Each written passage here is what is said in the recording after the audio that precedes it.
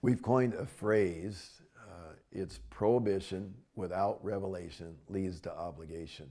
This is what we've done in training a generation. We've given them the no or the prohibition around the gift of sexuality, and those are important. Those aren't, I don't want to disparage the no around God's commandments to flee youthful lusts and you shall not commit adultery. But we've given a generation a no without explaining, giving them a revelation, a rational basis for God's morality. This is what we have failed in.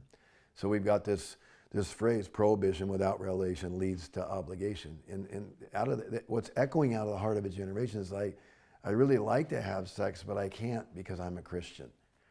And they're living by obligation. There's a desire, there's things inside them that they want to fulfill, but they're in a system where there isn't the kind of revelation. And God wants to change that.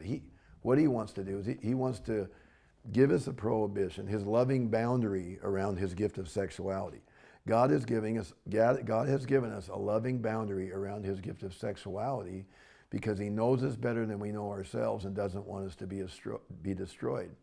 So he's given us a prohibition with revelation so that it can be an inspiration, so a generation can live a life of dedication to a watching generation, so there can bring a reformation and a transformation in our nation and the nations of the earth. This is the reason. Once we have that thing born in our spirit and we understand the why and God's beautiful heart and design around his creation of sexuality and the beautiful boundary he's put around it.